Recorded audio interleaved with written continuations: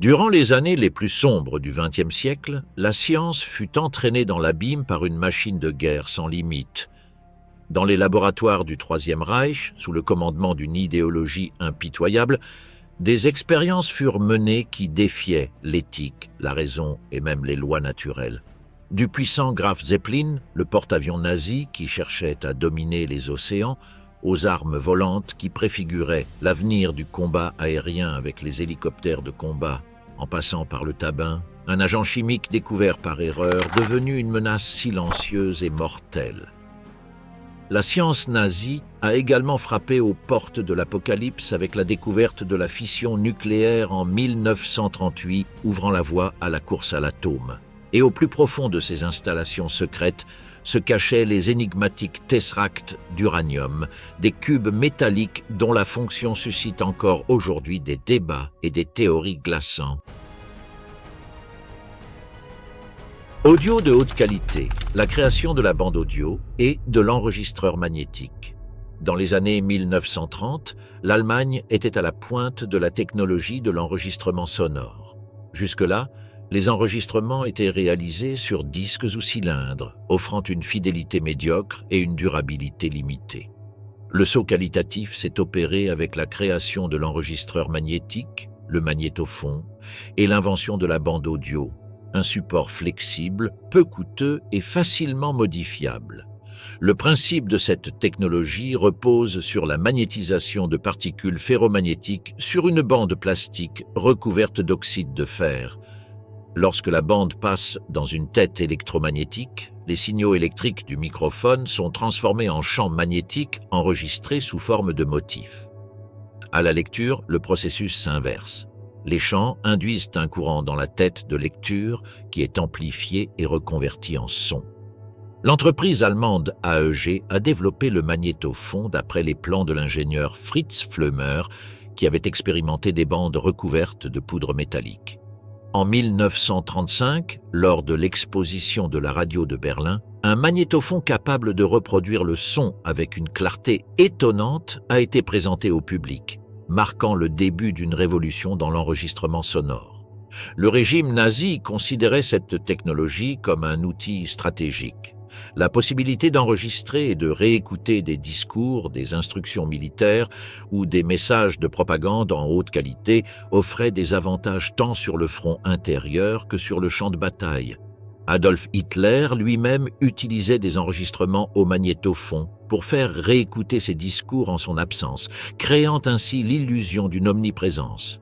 Durant les dernières années de la guerre, ces enregistreurs furent utilisés pour des opérations secrètes, de l'espionnage et des émissions radiophoniques en différé. La bande pouvait être montée, coupée et manipulée pour facilement modifier des messages ou en répéter des fragments, cela en faisait également un outil de désinformation efficace. Après la guerre, les ingénieurs alliés furent impressionnés par la qualité de ces enregistreurs. Une grande partie de l'équipement fut confisquée et des entreprises comme Ampex aux États-Unis s'en servirent comme base pour développer l'industrie audio moderne. Graf Zeppelin, le porte-avions nazi. Le Graf Zeppelin fut le seul porte-avions développé par l'Allemagne sous le régime nazi. Conçu dans les années 1930 dans le cadre de l'ambitieux plan d'expansion navale connu sous le nom de Plan Z, ce navire constituait une tentative de concurrencer les puissances maritimes avec un type de navire qui jusqu'alors n'avait pas été privilégié par la Kriegsmarine. La construction du porte-avions débuta en 1936 au chantier naval Deutsche Werke de Kiel.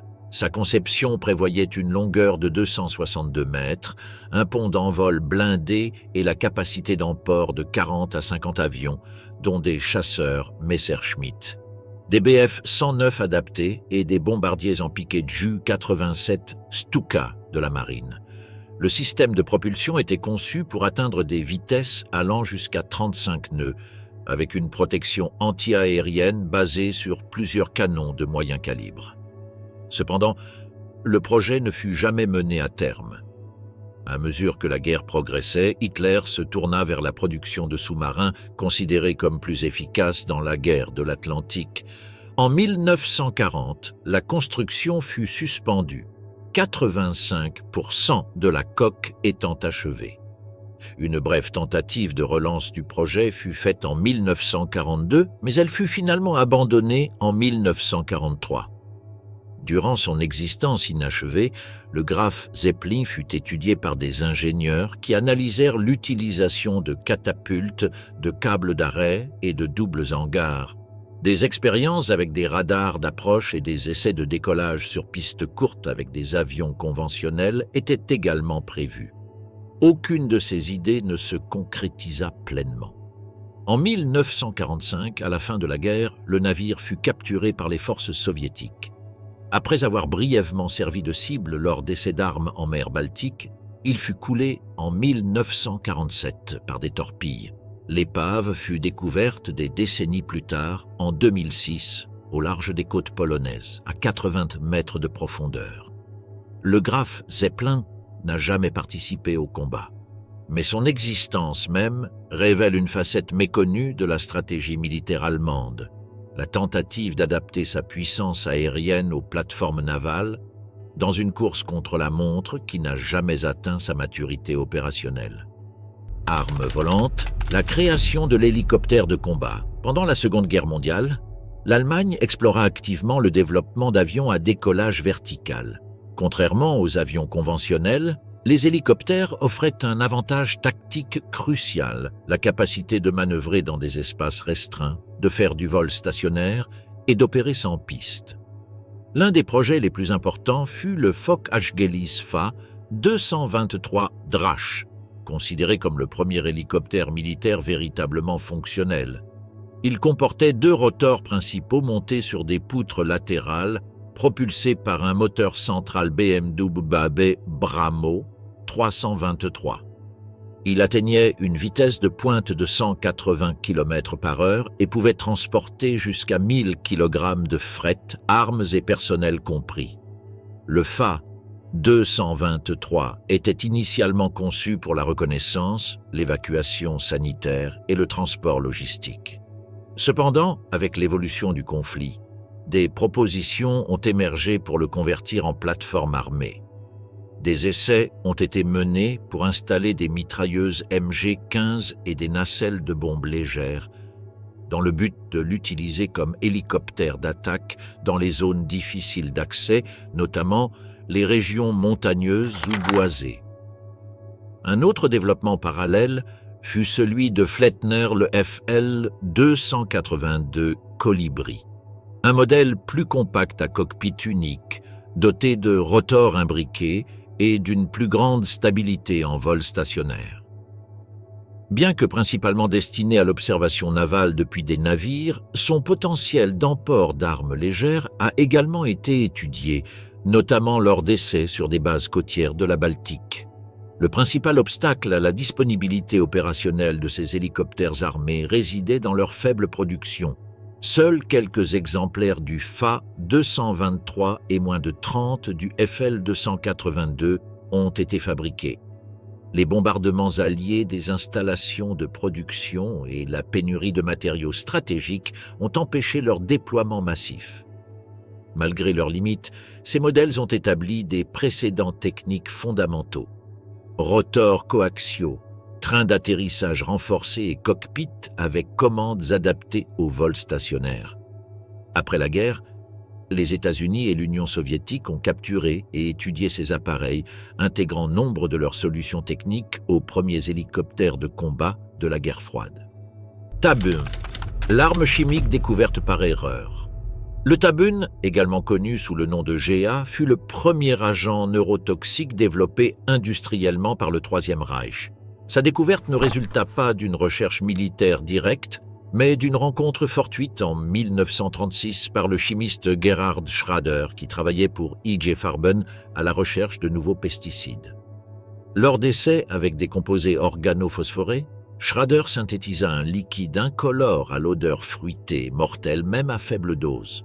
Absorbé par voie cutanée ou inhalée, ce composé bloquait l'action de l'acétylcholinestérase, une enzyme essentielle à la transmission nerveuse. Il en résulta une surstimulation du système nerveux provoquant contractions musculaires, détresse respiratoire, convulsions et finalement décès par paralysie respiratoire. La découverte fut rapidement classée secret militaire. En 1939, l'armée allemande lance la production de Tabun dans une usine spécialement construite à Dierenfurt, dans l'actuelle Pologne. L'usine fonctionnait dans des conditions de sécurité extrêmement strictes en raison de la toxicité du composé et les ouvriers souffraient d'intoxications fréquentes, souvent mortelles. Le tabac pouvait être dispersé sous forme d'aérosols ou par des bombes chimiques. L'Allemagne en stocka plus de 12 000 tonnes avant la fin de la guerre, stockées dans des obus d'artillerie et des bombes aériennes. Cependant, l'arme ne fut jamais utilisée au front, peut-être par crainte de représailles chimiques alliées ou par incertitude quant à son efficacité tactique sur le champ de bataille. Le développement du Tabun marqua le début d'une nouvelle classe d'armes, les agents neurotoxiques à action rapide. Son efficacité mortelle, associée à sa relative facilité de production, ouvrit la voie au développement ultérieur de composés encore plus dangereux tels que le sarin et le soman. À la fin de la guerre, les Soviétiques s'emparèrent de l'usine de Dierenfurt et transférèrent une partie de l'équipement et des connaissances à leur propre programme d'armes chimiques, tandis que les alliés occidentaux analysaient des échantillons et des documents de Tabun dans le cadre de l'opération Paperclip. Le pouvoir des dieux, la découverte de la fission nucléaire en 1938. La découverte de la fission nucléaire a eu lieu en Allemagne en décembre 1938 au laboratoire de l'Institut Kaiser Wilhelm de Berlin-Dahlem. Les scientifiques Otto Hahn et Fritz Strassmann étudiaient les effets du bombardement d'atomes d'uranium par des neutrons. Ils s'attendaient à la formation d'éléments plus lourds. Cependant, ils obtinrent quelque chose de totalement inattendu. Des atomes de barium beaucoup plus légers que l'uranium. L'explication théorique fut développée quelques semaines plus tard par Lise Meitner, exilée en Suède en raison de ses origines juives, avec son neveu Otto Frisch. Ils suggérèrent que le noyau de l'atome d'uranium se scinde en deux après avoir absorbé un neutron, libérant une énorme quantité d'énergie et davantage de neutrons capables de déclencher une réaction en chaîne. Ce processus, appelé fission nucléaire, devint immédiatement un jalon de la physique moderne. Non seulement il expliquait des phénomènes jusque-là mal compris, mais il ouvrait également la voie à la libération d'énergie à grande échelle. Son potentiel comme source d'énergie et comme base pour la construction d'armes nucléaires fut presque immédiatement reconnu. La découverte fut initialement publiée dans des revues scientifiques, mais la tension internationale croissante engendra un voile de secret. Lorsque la guerre éclata en 1939, le gouvernement allemand prit le contrôle direct de toute la recherche sur l'énergie nucléaire. La découverte de Hahn et Meitner fut intégrée au projet nucléaire secret du Troisième Reich, le Uranverein, ou Club de l'uranium. Cette découverte suscita également l'intérêt des Alliés pour la course à l'atome, ce qui allait mener au projet Manhattan aux États-Unis. Les physiciens allemands, bien que premiers à avoir réussi la fission, ne progressèrent pas au même rythme que leurs homologues alliés. Tesseract, les cubes d'uranium nazis. Lors du développement du programme nucléaire allemand, connu sous le nom de Uranverein, des scientifiques du Troisième Reich ont tenté de générer une réaction en chaîne contrôlée à l'aide d'uranium métallique. Pour ce faire, ils ont fabriqué des centaines de minuscules cubes d'uranium de haute pureté, qui seraient suspendus dans un modérateur de neutrons, principalement de l'oxyde de deutérium, c'est-à-dire de l'eau lourde. Chaque cube mesurait environ 5 cm de côté et pesait environ 2,5 kg. Ils furent moulés et usinés dans des installations sous contrôle militaire, principalement dans la ville de Hechingen, où les laboratoires de l'Institut Kaiser Wilhelm avaient été relocalisés suite aux bombardements alliés. Au total, on estime que 600 à 1200 cubes furent produits, mais tous ne servirent pas aux essais. Le physicien Werner Heisenberg, l'un des chefs de projet, mena plusieurs expériences au cours desquelles des dizaines de ces cubes furent suspendus selon une disposition géométrique spécifique par des fils à l'intérieur d'une cuve d'eau lourde.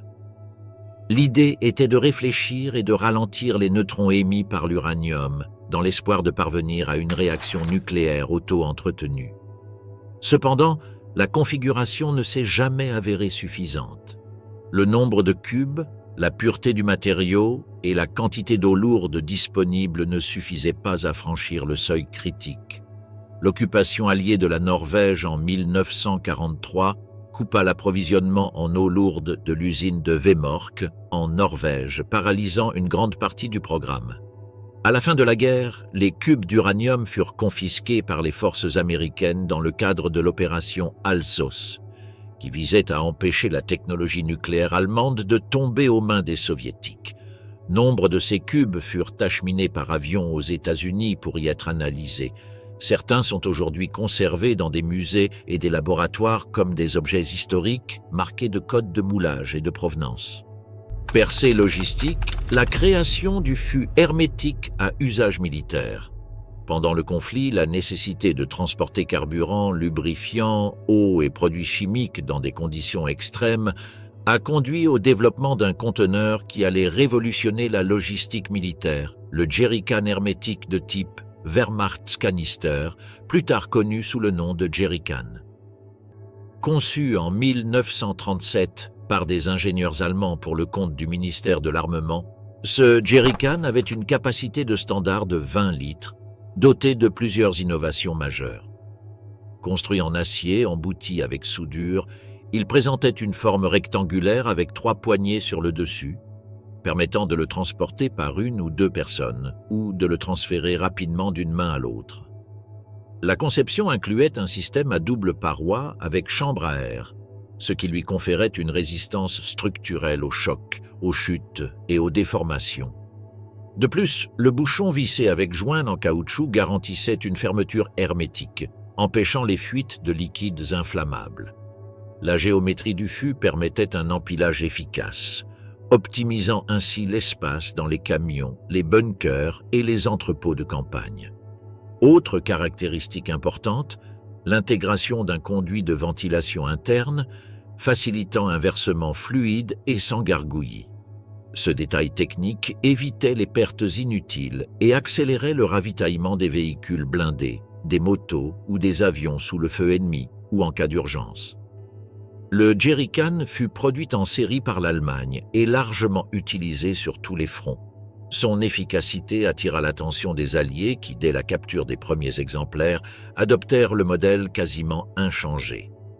Le Royaume-Uni et les États-Unis lancèrent leur propre production sous le nom informel de jerrycan, une référence péjorative au surnom Jerry des Allemands. Après la guerre, le jerrycan devint la norme internationale pour le stockage de liquide, tant pour les applications civiles que militaires. Sa forme et sa fonctionnalité perdurent encore aujourd'hui avec des variantes modernes en plastique résistant ou en alliage léger. Le grand-père des drones, V1, le premier missile guidé. Le V1, également connu sous le nom de Fizzler Fi-103 ou bombe volante, fut le premier missile de croisière guidé de l'histoire, développé par l'Allemagne dans le cadre du programme Armes de représailles, ou en allemand Vergeltungswaffe, vers la fin de la Seconde Guerre mondiale. Conçu en 1942 par des ingénieurs du ministère de l'Air du Reich, le Singre-1 était essentiellement un avion sans pilote à mission unique, propulsé par un réacteur pulsé Argus AS-014, capable d'atteindre une vitesse proche de 640 km/h et une autonomie allant jusqu'à 250 km. Il mesurait 8,3 mètres de long, pesait environ 2150 kg au décollage et emportait une charge explosive d'environ 850 kg d'amatol. Le lancement s'effectuait depuis des rampes inclinées à l'aide d'un système de catapulte pneumatique, bien qu'il ait été ultérieurement adapté pour être lancé depuis des avions Heinkel Hu-111. Une fois en vol, le moteur fonctionnait par intermittence, produisant un grognement caractéristique facilement reconnaissable par les civils. Le système de guidage du F1 était entièrement mécanique. Il utilisait un gyroscope inertiel pour maintenir l'orientation et un compte-tour d'hélice monté sur le nez pour calculer la distance parcourue. Une fois la distance programmée atteinte, le moteur s'arrêtait. Le missile descendait en chute libre et explosait à l'impact. Sa marge d'erreur était de plusieurs kilomètres. Les premiers V1 furent lancés au-dessus de Londres le 13 juin 1944, une semaine seulement après le débarquement allié en Normandie. Au cours des mois suivants, plus de 9500 missiles furent tirés sur des cibles au Royaume-Uni, en France et en Belgique. Malgré une précision limitée, ils causèrent de graves dégâts et des milliers de morts parmi la population civile. Pour les contrer, les Alliés déployèrent des chasseurs rapides, de l'artillerie antiaérienne et des ballons captifs. Certains pilotes britanniques réussirent à les abattre en volant à proximité et en les déstabilisant avec leurs ailes, une manœuvre à haut risque. Le F-1 marqua le début de l'utilisation des missiles comme arme stratégique.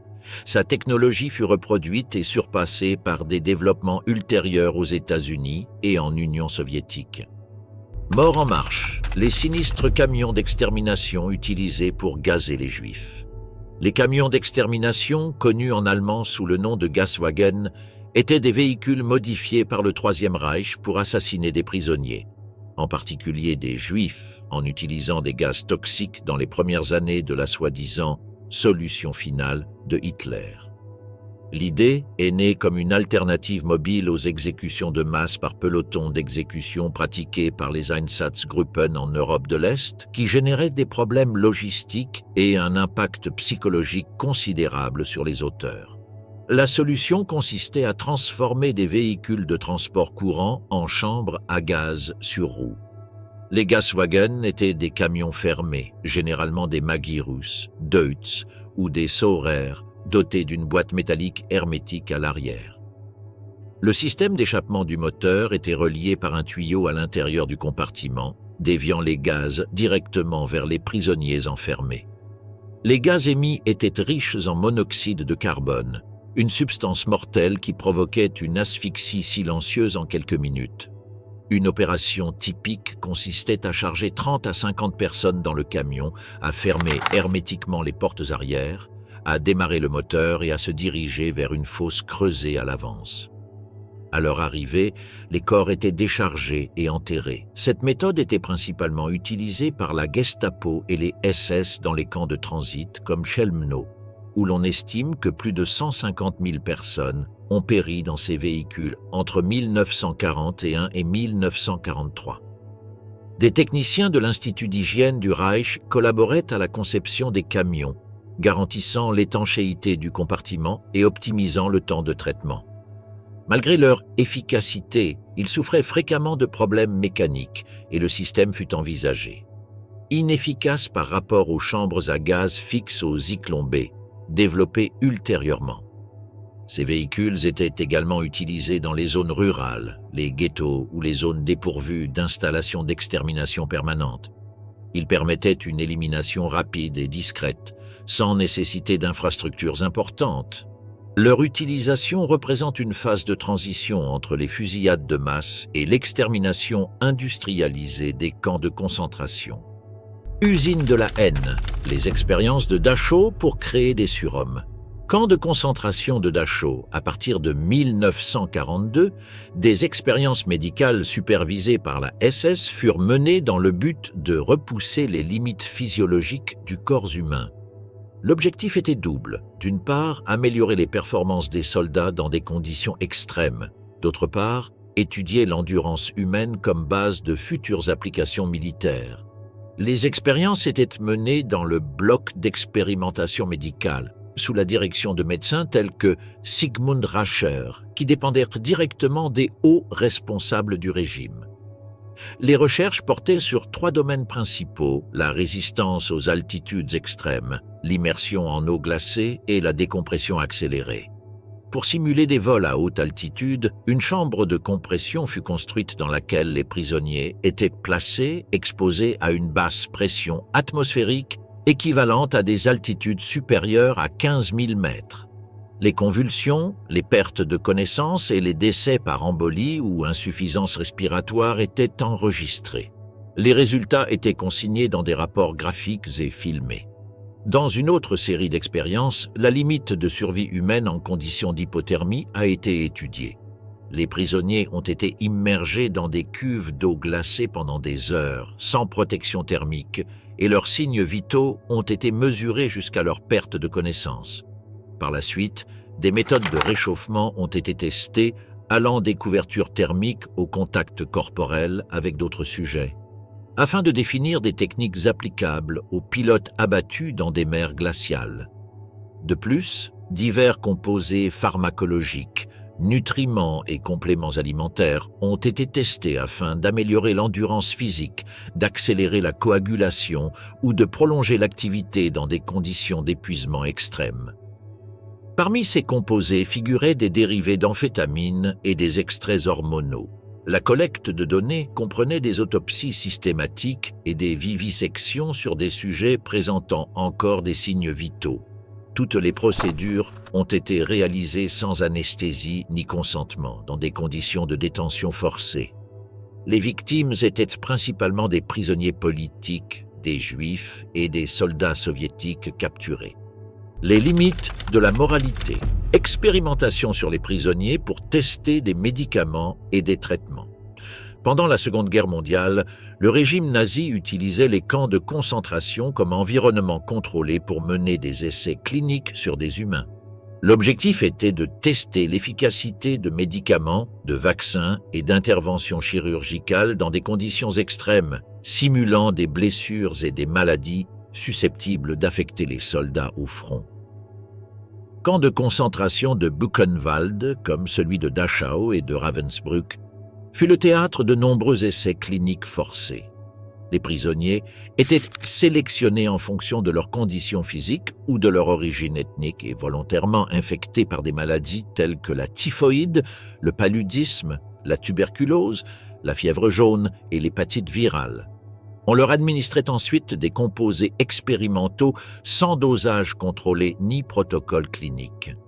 Lors d'expériences sur le paludisme, menées par des médecins comme Klaus Schilling, le parasite était inoculé directement à des moustiques infectés. Les victimes étaient traitées avec des dérivés de la quinine et d'autres antipaludiques expérimentaux. Les réactions fébriles, les modifications hématologiques et les durées de survie étaient évaluées. À Dachau, des essais de vaccins contre le typhus ont été menés à l'aide de cultures bactériennes modifiées. Les prisonniers ont été inoculés avec des souches actives, puis traités avec des formulations dont l'efficacité n'a pas été prouvée. Les taux de mortalité étaient élevés et, dans de nombreux cas, les sujets sont décédés avant la fin de la phase d'observation. À Ravensbrück, des interventions chirurgicales ont été testées sur des prisonnières. Des fractures osseuses, des amputations partielles et des corps étrangers ont été implantés pour simuler des blessures de combat.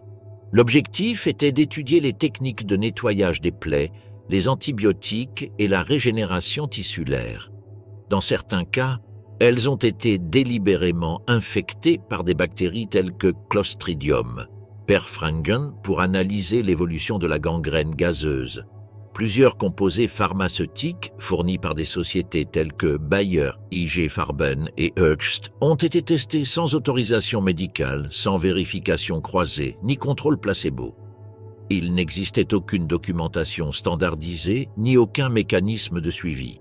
Les données obtenues ont été partiellement utilisées dans des rapports scientifiques classifiés ou ont été dissimulés après la guerre. Certaines ont servi de base à des recherches ultérieures dans des contextes médicaux et militaires, sans mention de leur origine. Sélection artificielle, expérimentation eugénique et recherche de la race supérieure. L'eugénisme était une doctrine centrale de l'idéologie nazie, fondée sur la prétendue amélioration biologique de l'espèce par la sélection artificielle. Dès son arrivée au pouvoir en 1933, le régime a mis en œuvre des politiques de stérilisation forcée et d'élimination systématique des individus considérés comme génétiquement inférieurs. Le programme de stérilisation obligatoire reposait sur la loi sur la prévention de la descendance héréditaire. Cette législation autorisait les interventions chirurgicales sur les personnes atteintes d'épilepsie, de schizophrénie, de surdité congénitale, de retard mental ou d'alcoolisme chronique. Entre 1934 et 1939, on estime que plus de 400 000 personnes ont été stérilisées dans les hôpitaux et les centres psychiatriques. Parallèlement, le programme Lebensborn, mené par la SS, encourageait la reproduction sélective chez les individus considérés comme racialement purs. Des femmes aryennes étaient jumelées à des officiers nazis pour concevoir des enfants qui seraient élevés sous le contrôle de l'État. Les caractéristiques physiques, telles que les cheveux blonds, les yeux clairs et la symétrie crânienne, étaient privilégiées. Dans les camps de concentration, notamment à Auschwitz, des expériences dirigées par des médecins comme Joseph Mengele portaient sur l'hérédité génétique et la manipulation des caractéristiques physiques. Des jumeaux, en particulier des jumeaux monozygotes, étaient étudiés afin de comprendre les mécanismes de transmission héréditaire. L'un des jumeaux était soumis à des traitements, des interventions chirurgicales ou des infections, puis les deux étaient comparés anatomiquement post-mortem.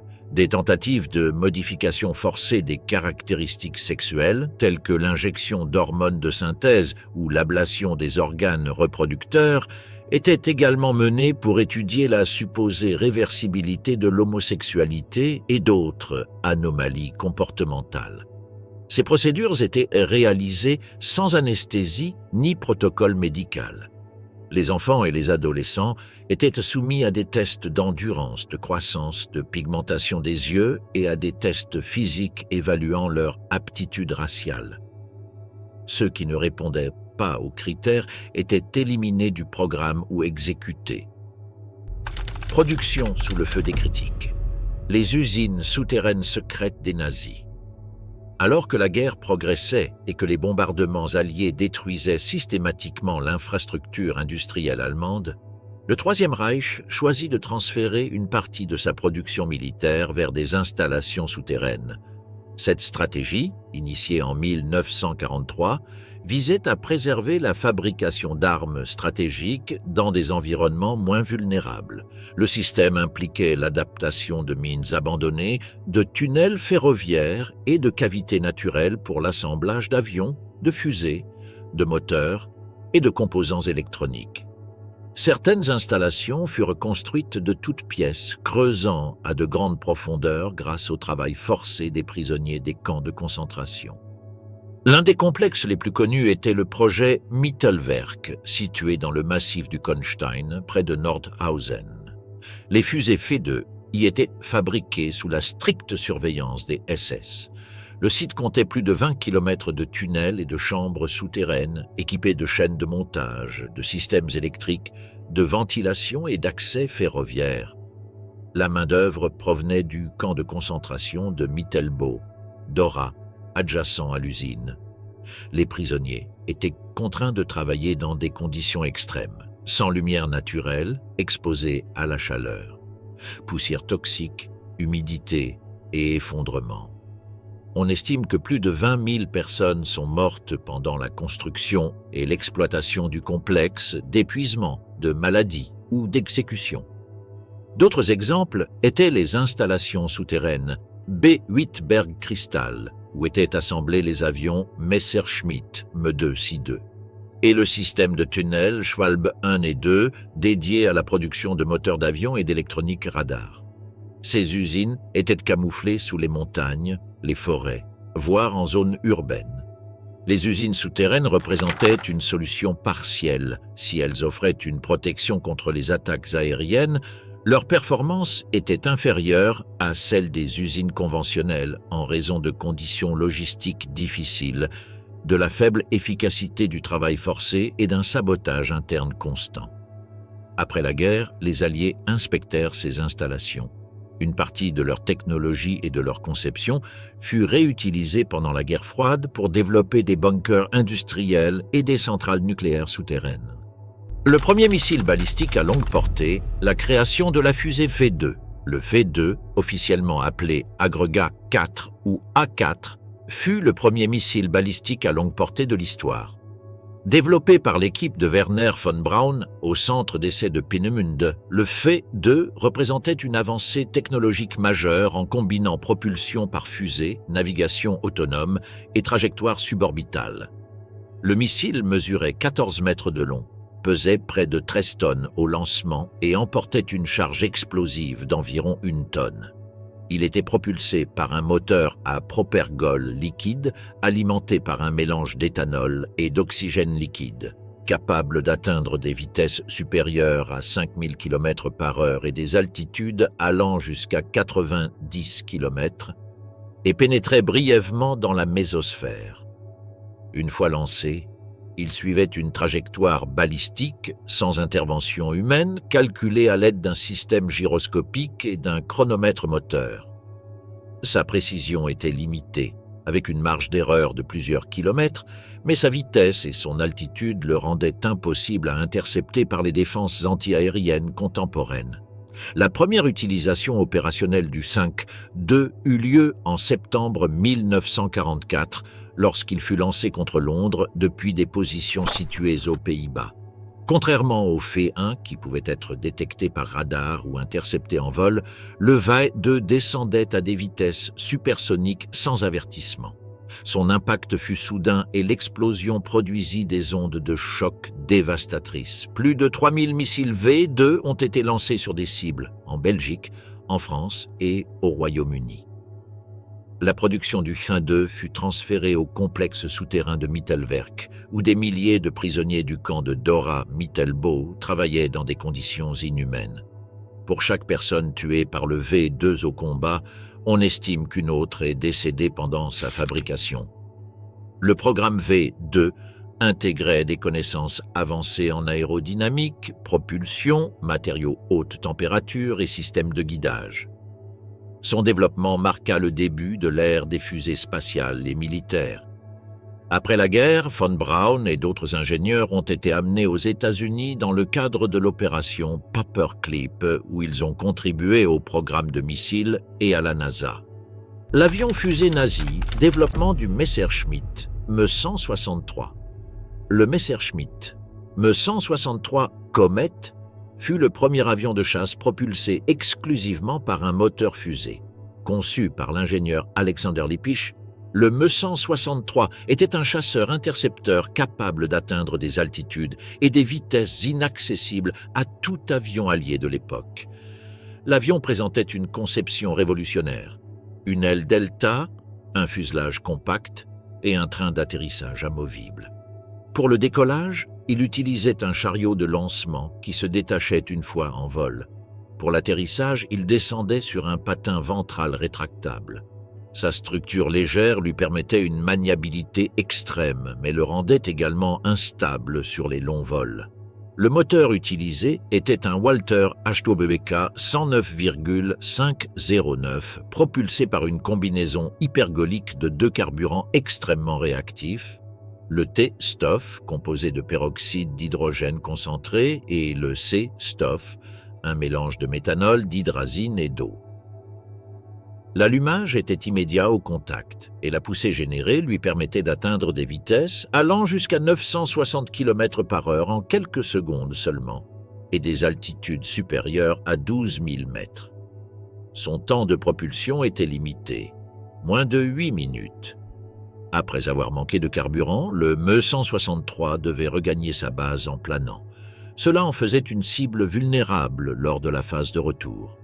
Au combat, le Comet effectuait des attaques verticales à grande vitesse contre les bombardiers alliés, tirant avec des canons Mk-108 de 30 mm.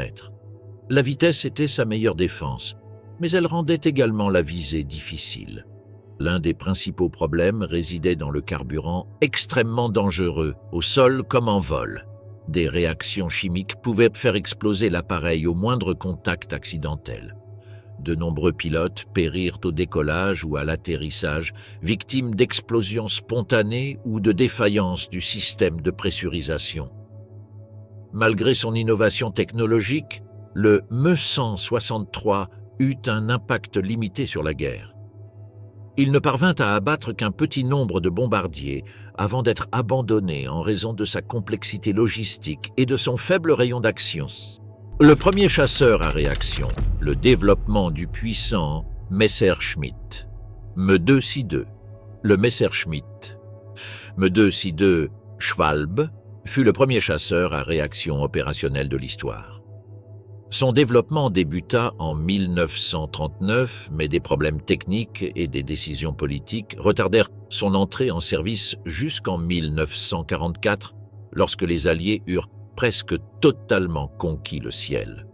Le Me-262 était propulsé par 2 turboréacteurs Junker Jumo 004, capables de générer une poussée combinée de 1980 kg-force.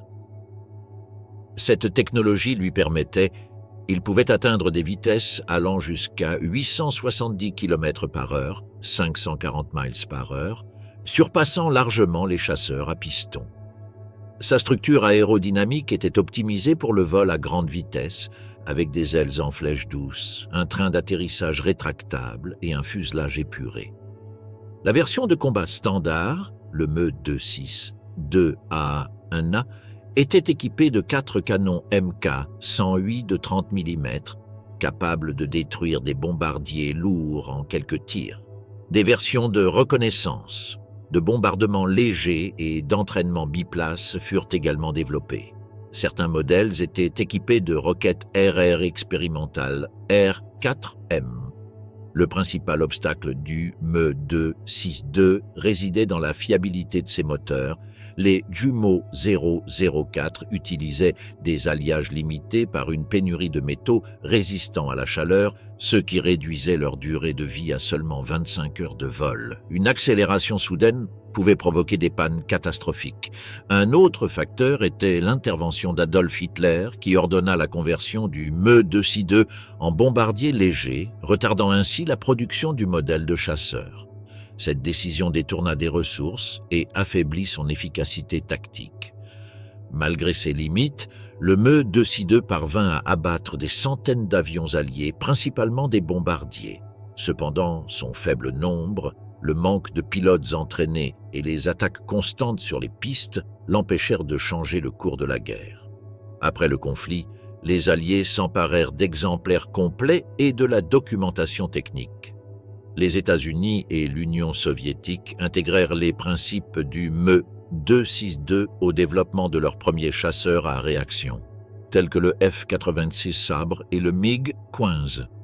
L'aile volante nazie, le développement difficile du Horten-Ho 229.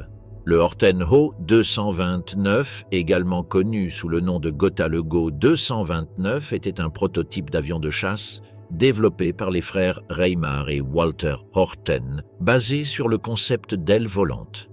Sa conception visait à allier furtivité, vitesse élevée et endurance grâce à une structure aérodynamique dépourvue de fuselage défini ni de surface verticale. L'avion a été conçu en réponse à une spécification du ministère de l'Air du Reich exigeant un chasseur bombardier à réaction avec une charge utile d'au moins 1000 kg, une autonomie supérieure à 1000 km et une vitesse approchant les 1000 km/h. Les frères Horten, pionniers de l'aérodynamique et des planeurs, ont proposé une conception radicale, composée d'une aile pure avec 2 moteurs Junkers Jumo 004B intégrés à la structure. Le fuselage, pratiquement inexistant, était composé d'un mélange de bois et de résine synthétique, des matériaux non métalliques qui réduisaient le poids et la signature radar. Cette caractéristique l'a conduit à être considéré rétrospectivement comme l'une des premières tentatives d'avion furtif. Bien que le terme « furtif » n'existait pas encore, les frères Horten exploraient activement la réduction de la réflectivité électromagnétique. Le AO-229 était armé de 2 canons Mk-108 de 30 mm et pouvait emporter des bombes dans des compartiments internes. Son train d'atterrissage était rétractable et son cockpit. Il était parfaitement intégré à la voilure. Les essais en soufflerie ont montré une grande maniabilité et une traînée inférieure à celle des chasseurs conventionnels. Le premier prototype motorisé vola en février 1945, mais s'écrasa peu après suite à une panne moteur. L'avancée des troupes alliées interrompit le programme avant que d'autres unités opérationnelles ne puissent être achevées. Le seul prototype survivant fut capturé par les forces américaines et envoyé en Amérique dans le cadre de l'opération Seahorse. Bien qu'il n'ait jamais participé au combat, le AO-229 représentait une avancée significative dans l'intégration de la technologie de détection à faible bruit, des matériaux composites et d'une conception aérodynamique extrême. Le Vampire, quand les nazis ont créé la vision nocturne. Durant les dernières années de la guerre, l'Allemagne développa l'un des premiers systèmes de vision nocturne active opérationnelle, baptisé Vampire. L'objectif était d'améliorer la capacité de combat des soldats et des véhicules dans l'obscurité totale en anticipant les mouvements ennemis lors des opérations nocturnes. Système Vampire était composé d'un émetteur infrarouge monté en conjonction avec un viseur électronique. Contrairement à la vision nocturne passive, qui amplifie la lumière ambiante, cette technologie fonctionnait en projetant une lumière infrarouge invisible à l'œil nu, qui était ensuite captée par un tube intensificateur d'image. Le résultat était une image monochrome en temps réel de l'environnement proche. Le modèle ZG 1229 Vampire était conçu pour être fixé aux fusils d'infanterie, notamment le Sturmgewehr 44. Le système comprenait une batterie portable et une source émettrice infrarouge fixée à l'arme, tandis que le viseur était placé sur le casque du soldat. L'ensemble pesait environ 14 kg, 30 livres, ce qui limitait sa maniabilité.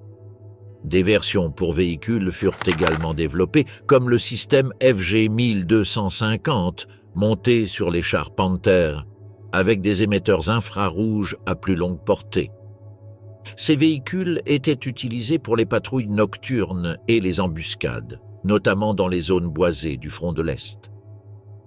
La portée opérationnelle était courte, entre 70 et 150 mètres, selon les conditions du terrain et l'intensité du faisceau infrarouge. Malgré ses limitations techniques et le poids de l'équipement, le système fonctionnait efficacement dans des environnements sans lumière ambiante. Son utilisation était limitée aux unités spécialisées de la Waffen-SS et aux divisions Panzer d'élite vers la fin de 1944 et le début de 1945. La production était limitée et n'atteignit pas l'échelle industrielle. Seules quelques centaines d'appareils furent fabriqués avant l'effondrement du Reich. Les avancées allemandes en matière d'optique et de photocatalyse furent étudiées après la guerre par les États-Unis et l'URSS, jetant les bases des systèmes de vision nocturne modernes utilisés par les forces armées du monde entier. Médicament contre le mal des transports, le raffinement de la scopolamine. La scopolamine, également connue sous le nom d'iocine, est un alcaloïde tropanique naturellement présent dans des plantes comme la stramoine et la belladone. Elle agit comme antagoniste cholinergique, bloquant l'action de l'acétylcholine sur le système nerveux parasympathique. Ses effets incluent la sédation, l'amnésie, une vision floue, une perte d'orientation et une altération de la perception du temps. Avant la Seconde Guerre mondiale, la scopolamine était déjà utilisée en médecine comme antispasmodique et antiémétique.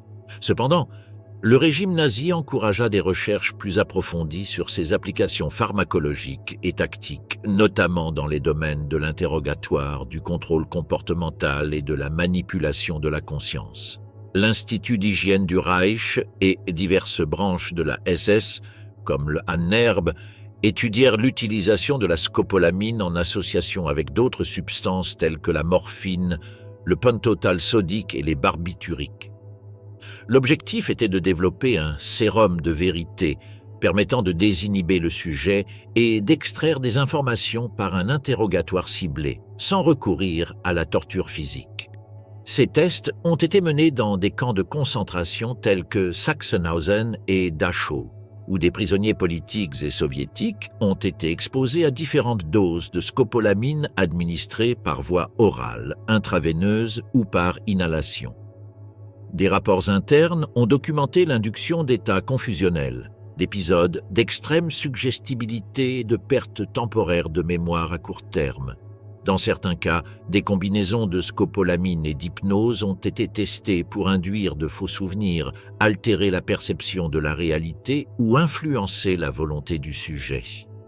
Une grande variabilité des effets a été observée d'un individu à l'autre, ce qui rend difficile sa standardisation comme outil d'interrogatoire systématique. Son utilisation sur le champ de bataille a également été évaluée pour traiter la panique ou induire un calme artificiel chez les soldats blessés. Les résultats étaient incohérents et des effets secondaires tels que le délire, les hallucinations et la dépression respiratoire rendaient son utilisation généralisée déconseillée. Les études nazies sur la scopolamine ont été analysées après la guerre par des agences de renseignement telles que la CIA et le KGB, servant de précédent au programme de contrôle mental et de guerre psychologique des années suivantes. La mort venue de l'espace, le bombardier suborbital Sanger-Bread, le Sanger-Bread Silbervogel, ou oiseau d'argent, était un projet théorique de bombardier suborbital conçu par les ingénieurs Eugen Sanger et Irene Bredt en Allemagne à partir de 1942. Leur proposition technique, connue sous le nom de Silbervogel, proposait un véhicule capable d'atteindre la haute atmosphère, de rebondir dessus et d'effectuer des bombardements intercontinentaux à portée mondiale. Le projet consistait en un avion aérodynamique de type planeur, initialement propulsé par un moteur fusée à carburant liquide. La séquence de décollage prévoyait l'utilisation d'une rampe de lancement inclinée de plus de 3 km de long qui propulserait l'avion à des vitesses hypersoniques grâce à l'assistance électrique. Une fois lancé, le bombardier atteindrait une altitude d'environ 280 km, pénétrant brièvement dans l'espace suborbital. De là, il rebondirait à plusieurs reprises sur la haute atmosphère, descendant et remontant comme une pierre ricochant sur l'eau.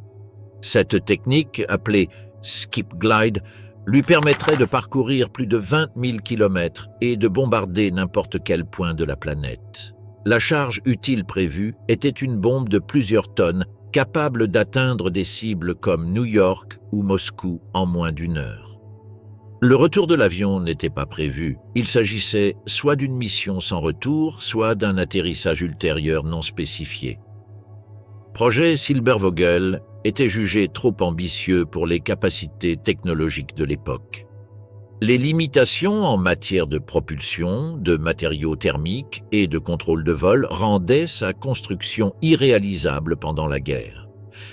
Cependant, les travaux théoriques de Sanger et Bredt étaient extrêmement détaillés et rigoureux, incluant des calculs balistiques, les effets de rentrée atmosphérique et la dissipation thermique. Après l'effondrement du Troisième Reich, les documents du projet furent saisis par les Alliés. L'Union soviétique tenta de recruter Sanger pour développer sa propre version du Silbervogel, tandis qu'aux États-Unis, ses travaux influencèrent des conceptions ultérieures telles que le X-20 Dyna-Soar et, dans une certaine mesure, le SpaceX-20 navette. L'avion de chasse du peuple, le développement du Heinkel E-162. Le Heinkel E-162, également connu sous le nom de Volksjäger, qui signifie « chasseur du peuple », était un chasseur à réaction développé par l'Allemagne dans les derniers mois de la Seconde Guerre mondiale, dans le cadre d'un programme d'urgence visant à contrer la supériorité aérienne alliée. Conçu et produit en un temps record, seulement 90 jours entre la commande et le premier vol, le E-162 répondait aux exigences du ministère de l'Air du Reich, qui souhaitait un avion économique, rapide et facile à construire, même par des ouvriers non qualifiés ou des adolescents issus de la Hitlerjugend, qui seraient également formés au pilotage. L'avion était propulsé par un seul moteur BMW 003 monté au-dessus du fuselage, une disposition non conventionnelle qui facilitait sa fabrication modulaire. Il atteignait des vitesses allant jusqu'à 900 km/h, 560 miles par heure, ce qui en faisait l'un des chasseurs les plus rapides de son époque. Il était armé de 2 canons MG-150 et un /20 de 20 mm ou, sur certaines versions, de canons MK-108 de 30 mm. En raison de contraintes matérielles, une grande partie du fuselage était construite en bois lamellé-collé, ce qui accélérait la production, mais réduisait sa résistance structurelle. De nombreux défauts sont apparus, notamment des détachements d'ailes en vol et des ruptures de trains d'atterrissage. Le premier, les essais se soldèrent par des accidents mortels, même parmi les pilotes d'essai. Malgré ses limites, le E-162 offrait un excellent rapport puissance-poids et une accélération remarquable au combat. Son cockpit était équipé d'un siège éjectable, une rareté pour l'époque, et sa conception privilégiait la visibilité du pilote. L'avion nécessitait une piste courte et pouvait être assemblé dans des usines souterraines, voire des tunnels ferroviaires. Il entra en service opérationnel début 1945 au sein d'unités comme le JG-1, mais seulement environ 300 exemplaires furent construits, dont très peu participèrent au combat réel. Son impact fut symbolique plutôt que tactique, reflétant les efforts désespérés du régime pour maintenir sa défense aérienne. L'OVNI nazi, les plans de la mystérieuse soucoupe volante d'Hitler. Durant les dernières années du Troisième Reich, des rapports et documents fragmentaires circulaires concernant la conception d'avions circulaires, communément appelés soucoupes volantes ou Flugkreisel. Bien que l'existence de prototypes pleinement fonctionnels ne soit pas confirmée, plusieurs plans et études préliminaires furent effectivement consignés par des ingénieurs allemands. L'un des projets les plus cités est celui attribué à Andreas Sepp, qui proposait un disque rotatif doté de tuyères à poussée verticale et d'une capacité de vol stationnaire. Un autre développement fut celui de l'ingénieur Rudolf Schriever, qui aurait travaillé sur un modèle de disque propulsé par des turbines conventionnelles. Les deux projets furent soumis aux autorités techniques, mais aucun n'atteignit le stade des essais au sol. Le programme le plus structuré impliquait BMW dans son usine de Prague, où une équipe d'ingénieurs, dont Georg Klein, évalua des conceptions aérodynamiques à fuselage circulaire. Le modèle le plus abouti serait le V7, un avion à décollage vertical doté de plusieurs rotors enfermés dans un fuselage en forme de disque, théoriquement capable d'atteindre des altitudes et des vitesses élevées. Ces projets étaient liés à la recherche sur la lévitation aérodynamique, la propulsion radiale et la portance gyroscopique, mais les rapports techniques disponibles ne contiennent pas de données vérifiables sur des vols réussis. Les références à ces projets reposent sur des témoignages, des dessins techniques non approuvés et des articles de presse d'après-guerre, souvent sans vérification empirique. Après la capitulation allemande, les services de renseignement soviétiques et américains ont compilé toute la documentation relative aux technologies aéronautiques avancées. Certains de ces plans ont été classés secrets, d'autres détruits.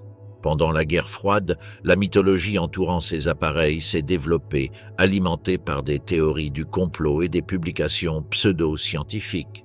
Sur le plan technique, les principes de ces conceptions ne différaient guère des expériences occidentales ultérieures de décollage et d'atterrissage verticaux, même si, dans les années 1940, les capacités matérielles et de contrôle nécessaires pour maintenir en vol un système circulaire stable et fonctionnel n'existèrent pas encore. À ce jour, il estime que les soi-disant soucoupes volantes nazies étaient des études préliminaires de géométrie aéronautique non conventionnelle, sans aucune preuve d'exécution pratique réussie. Le fléau mortel, les recherches nazies sur l'utilisation des moustiques comme armes biologiques. L'un des projets les plus insolites des nazis fut la recherche sur l'utilisation des moustiques comme vecteurs de maladies, notamment du paludisme, comme armes biologiques contre les populations civiles et les troupes ennemies. Ces recherches furent menées à l'Institut d'entomologie de la SS à Nerbe, sous la direction du médecin et entomologiste Eduard May, subordonné au SS. Les travaux portaient sur l'espèce Anopheles qui transmet le parasite Plasmodium falciparum. L'objectif était de tester la faisabilité de la libération de moustiques infectés dans des régions spécifiques pour provoquer des épidémies contrôlées. Les expériences furent menées principalement autour du camp de concentration de Dachau, où de nombreux moustiques furent élevés artificiellement. Une partie des tests consistait à infecter les insectes en les nourrissant de sang contaminé et à observer leur taux de transmission lorsqu'ils piquaient des prisonniers humains. D'autres variables furent analysées, notamment la durée de survie des moustiques, leur résistance au transport, leur comportement sous différents climats et le nombre de piqûres nécessaires pour assurer la transmission de la maladie. Les résultats furent consignés dans des rapports internes de la SS, l'accent étant mis sur la possibilité d'utiliser cette stratégie dans les zones rurales du front de l'Est ou dans les régions libérées par les Alliés. Il n'existe aucune preuve concluante que ces études aient jamais atteint une phase opérationnelle. Cependant, des essais sur le terrain en environnement contrôlé ont été planifiés et de petites chambres de lâcher d'insectes ont même été construites pour des essais de dispersion. Les rapports sur cette ligne de recherche ont été évalués après la guerre par les Alliés puis par la Convention de Genève, qui a classé l'utilisation d'insectes comme vecteurs militarisés parmi les formes interdites de guerre biologique. Opération Bernard, tentative du Reich d'utiliser l'inflation monétaire comme arme. L'opération Bernard était une opération secrète du Troisième Reich visant à déstabiliser l'économie britannique par la contrefaçon massive de livres sterling, supervisée par la SS et dirigée par l'officier Bernard. Selon Kruger, l'opération combinait des techniques d'impression de haute précision, des connaissances bancaires avancées et l'utilisation forcée de spécialistes juifs détenus dans des camps de concentration. Le projet a débuté en 1939 mais a pris un véritable essor à partir de 1942 lorsque les contrefaçons ont atteint un niveau de qualité suffisant pour tromper même les experts de la Banque d'Angleterre.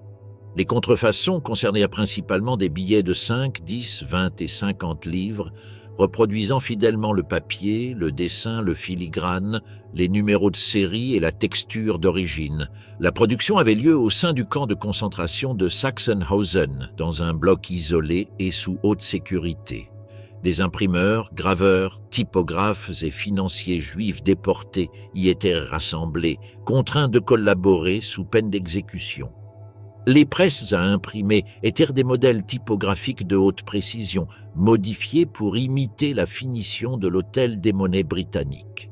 On estime que 130 à 140 millions de livres sterling contrefaits ont été imprimés, faisant de l'opération Bernard la plus grande opération de contrefaçon de monnaie de l'histoire.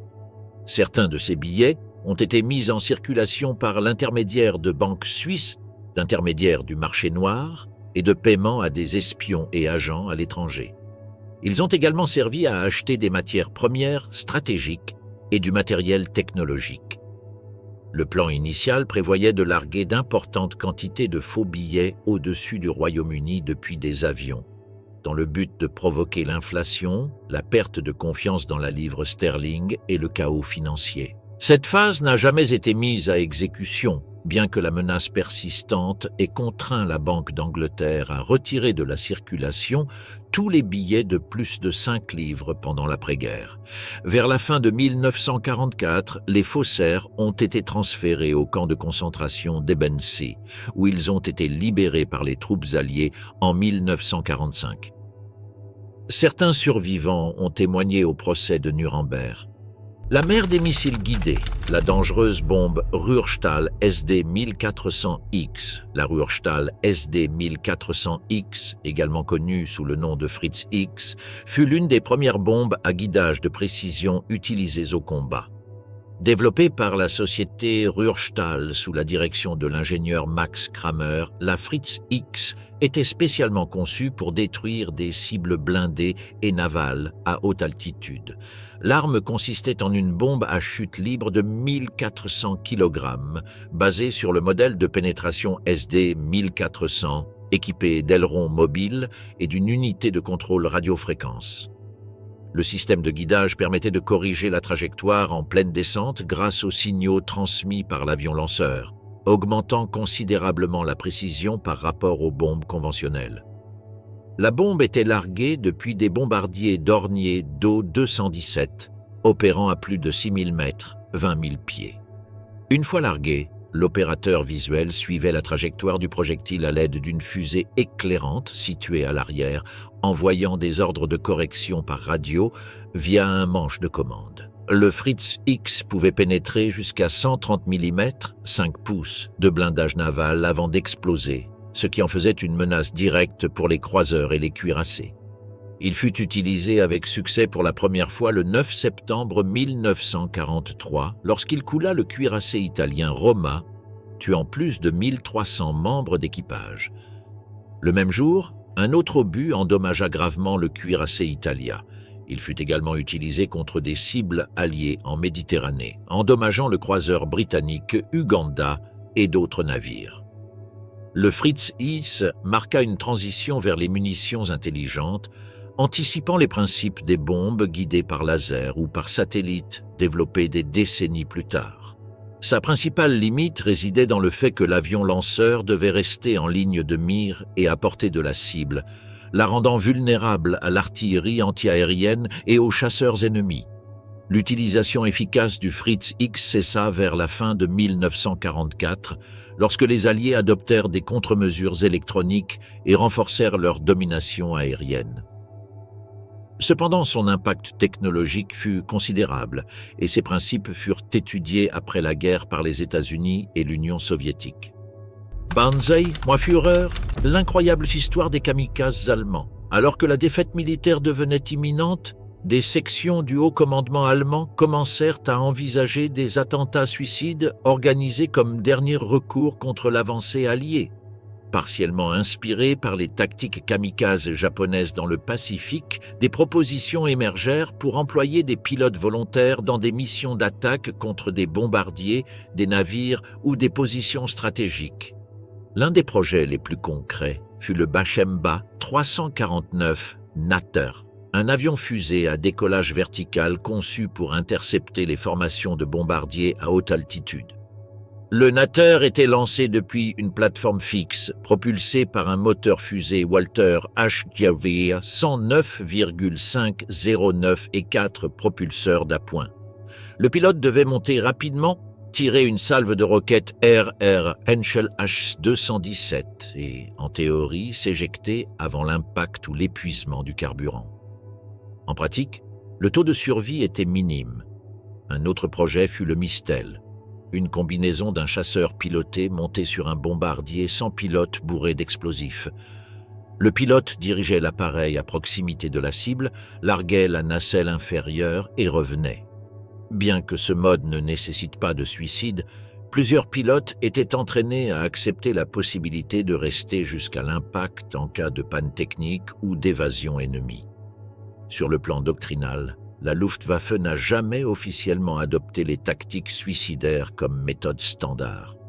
Cependant, dans les derniers mois du conflit, des unités spéciales furent constituées de recrues volontaires comme la Leonida Staffel, créée en 1944 sous la supervision de l'organisation SS Sonderkommando Dirlewanger. Les membres étaient formés à des missions à sens unique, bien que celles-ci n'aient jamais été exécutées systématiquement. Le concept a également été évalué pour attaquer des cibles au sol avec des avions guidés manuellement et chargés d'explosifs, mais aucun système fonctionnel n'a été mis en œuvre avant l'effondrement de l'armée. Des difficultés techniques, l'opposition de certains commandants et la progression rapide des Alliés empêchèrent son déploiement effectif. Le projet de kamikazes allemand resta au stade expérimental et ne devint jamais une tactique de combat consolidée. La souris maudite, le développement du Panzer 8 Maus, le Panzerkampfwagen 8 Maus était le char le plus lourd jamais construit. Conçu par Ferdinand Porsche et produit par Krupp, le Maus était conçu comme un superchar. Panzer, qui devait briser toute ligne défensive alliée grâce à un blindage extrême et une puissance de feu écrasante. Son développement débuta en 1942 sous les ordres directs d'Hitler, qui privilégiait de plus en plus les conceptions d'armement colossales. Le Maus pesait 188 tonnes, ce qui le rendait inadapté à la plupart des ponts et routes. Il mesurait 10,2 mètres de long, 3,60 et 11 mètres de large et 3,63 mètres de haut, avec un équipage de 6 personnes. Son armement principal était un canon KWK-44 L55 de 128 mm, équivalent à celui des chasseurs de chars. Le Jagdtiger était équipé d'un canon coaxial de 75 mm KWK-44 L36,5. Cette combinaison lui permettait d'engager des cibles blindées ainsi que l'infanterie et les fortifications. Le blindage frontal atteignait 240 mm sur la tourelle et 200 mm sur la caisse, le rendant pratiquement invulnérable aux armes anti-chars alliées de l'époque. L'un de ses principaux problèmes résidait dans son moteur. 2 variantes furent testées. Un moteur à essence Daimler-Benz MB509 et un moteur diesel expérimental MB517. Tous deux étaient couplés à un générateur électrique entraînant 2 moteurs électriques sur les chenilles, suivant un système de propulsion hybride. Cependant, sa vitesse maximale était inférieure à 20 km/h, avec une autonomie extrêmement limitée. 2 prototypes furent construits entre 1944 et 1945, l'un avec tourelle, l'autre sans.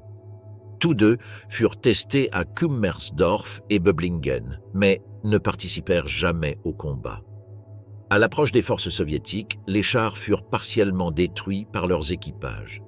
L'armée rouge captura plus tard les restes et assembla une unité fonctionnelle à partir des composants des 2 prototypes. Le Maus reflétait une philosophie de la guerre fondée sur la force brute, incompatible avec les exigences logistiques et tactiques du champ de bataille moderne.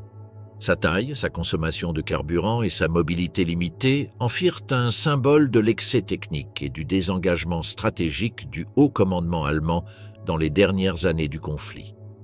Tunnel de Steinbruch, l'impressionnant laboratoire secret de bombes atomiques en Autriche. Vers la fin de la guerre, une partie du programme nucléaire du Troisième Reich fut déplacée vers une installation cachée dans les Alpes autrichiennes, plus précisément dans un réseau de tunnels sous la montagne Steinbruch, près de la ville de Sankt Georgen, en der Gusen, en Haute-Autriche. Cette enclave aurait servi de laboratoire. Installation souterraine de développement d'armes nucléaires, sous le contrôle direct des SS et liée au camp de concentration de Gusen II. L'existence du site fut confirmée des décennies plus tard par des fouilles archéologiques, des témoignages de prisonniers et une documentation partielle découverte après la guerre. Les tunnels faisaient partie du complexe Bergkristall, initialement destiné à la production de l'avion à réaction Me-2-Si-2, mais une section à accès restreint aurait été réaffectée à la recherche atomique vers la fin de la guerre. Certains rapports indiquent que le site abritait des laboratoires, des salles d'essai, des zones de stockage de matières radioactives et du matériel scientifique spécialisé. Le personnel comprenait des physiciens affiliés à l'Uran-Verin ainsi que des techniciens et des travailleurs forcés des environs. Il n'existe aucune trace confirmée d'une réaction nucléaire contrôlée ou d'un prototype de bombe fonctionnelle. Des recherches contemporaines, comme celle du documentariste Andreas Sulzer, ont identifié des anomalies géologiques, des niveaux de radiation résiduelle et des infrastructures qui témoignent d'une activité scientifique de haut niveau. Cependant, l'absence de documentation concluante et le secret absolu entourant le projet ont limité sa validation scientifique complète. Des hypothèses suggèrent que des essais préliminaires avec des isotopes d'uranium et de thorium et peut-être des expériences d'implosion conventionnelles auraient été réalisés à Sankt Georgen, sans toutefois atteindre la masse critique nécessaire à une explosion nucléaire. On soupçonne également que le site a servi de point de transit pour des matières stratégiques. Après l'occupation alliée, la zone a été démantelée et son accès bloqué. Une partie des connaissances techniques a été absorbée par les puissances victorieuses grâce à l'opération Paperclip et à des programmes de transfert scientifique. Projet Uranium, le jour où les Allemands ont presque réussi à construire la bombe nucléaire. Le projet Uranium était le nom donné au programme nucléaire allemand officiellement lancé en 1939 quelques semaines seulement après la découverte de la fission nucléaire par Otto Hahn et Fritz Strassmann. Sous la supervision du Reichsforschungsrat, conseil de recherche du Reich, le projet a réuni plusieurs des plus grands physiciens du pays, dont Werner Heisenberg, Kurt Werner et Johannes Vermeer, Dibner, Walter Gerlach et Carl Friedrich von Weizsäcker.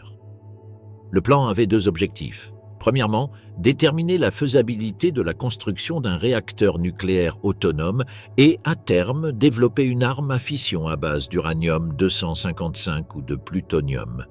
L'approche initiale était scientifique et expérimentale, les essais étant axés sur la construction de piles nucléaires utilisant des cubes d'uranium métallique en suspension dans de l'eau lourde comme modérateur. Des expériences plus poussées ont été menées à Leipzig, Berlin, Etchingen et Eigerloch, où se trouvait le réacteur expérimental le plus proche de la criticité, connu sous le nom de B8.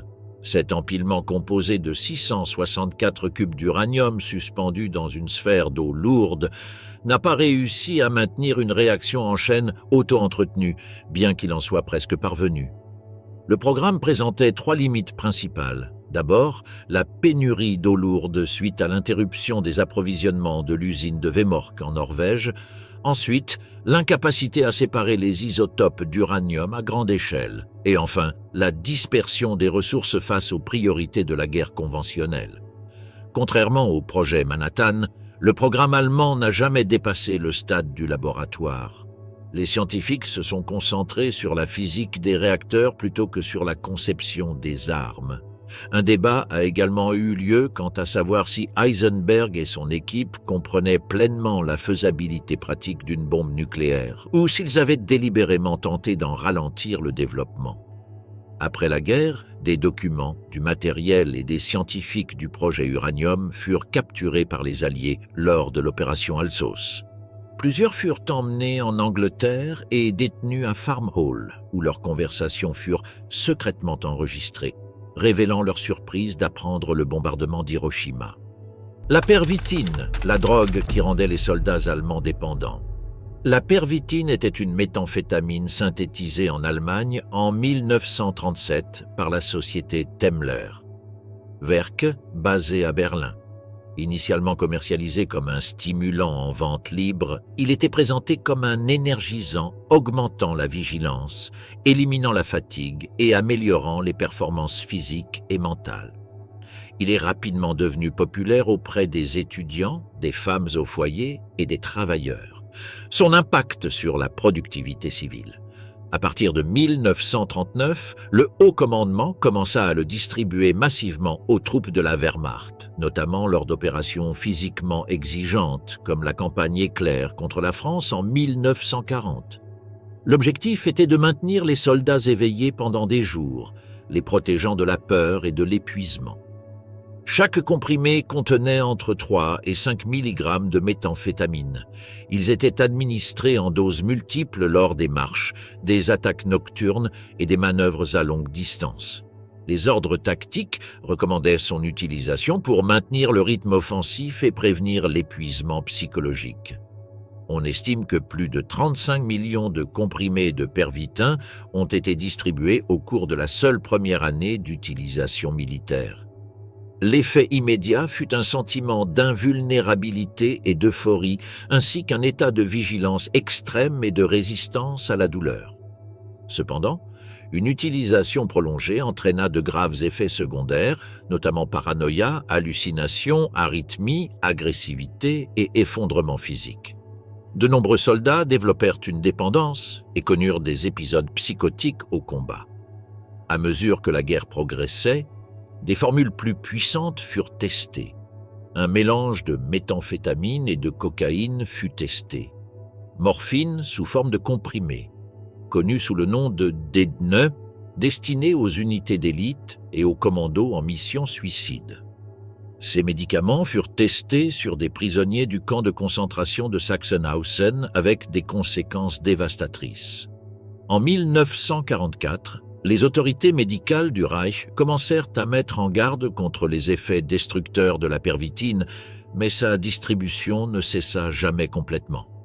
Après la guerre, Des rapports faisant état de son utilisation généralisée suscitèrent l'inquiétude des psychiatres et des armées d'autres pays, qui étudièrent l'impact de l'abus de stimulants sur le moral et la stabilité des troupes. Armes chimiques, la synthèse du sarin. Le sarin, désigné GB par les Alliés, a été développé en Allemagne en 1938, 2 ans seulement après la découverte du tabac. Sa synthèse était également accidentelle, fruit de recherches visant à développer des pesticides plus efficaces par les chimistes d'IG Farben, notamment dans les laboratoires d'Elberfeld. Chimiquement, le sarin appartient au groupe des organophosphorés et partage avec le tabac le même mécanisme d'action. Il inhibe l'acétylcholinestérase, provoquant une accumulation d'acétylcholine dans les synapses nerveuses. Cela génère des contractions musculaires incontrôlables, une paralysie et finalement une asphyxie. Cependant, le sarin est plus volatile et environ 10 fois plus toxique que le tabac, ce qui en fait un agent à action plus rapide et plus efficace. Pendant les années de guerre, le procédé de synthèse et de purification du sarin continua d'être perfectionné, bien qu'il ne fût jamais produit en grande quantité. La principale usine de fabrication était prévue à Falkenhagen, mais les progrès en matière d'infrastructures et d'échelle industrielle furent stoppés par les bombardements et la pression du front de l'Est. Bien que disposant de réserves de tabac et de connaissances avancées sur le sarin, l'Allemagne décida de ne pas utiliser ces agents sur le champ de bataille. La raison n'était pas éthique, mais stratégique. Hitler, victime du gaz moutarde pendant la Première Guerre mondiale, est soupçonné de craindre des représailles similaires de la part des Alliés, qu'il soupçonnait également de posséder des armes chimiques modernes. Après la capitulation de l'Allemagne, les Alliés découvrirent des documents, des installations et des échantillons de sarin. Le composé fut transporté aux États-Unis et en Union soviétique dans le cadre du butin scientifique d'après-guerre. Son développement marqua un tournant dans l'histoire de la guerre chimique et fut l'un des principaux précurseurs de la Convention sur les armes chimiques de 1993.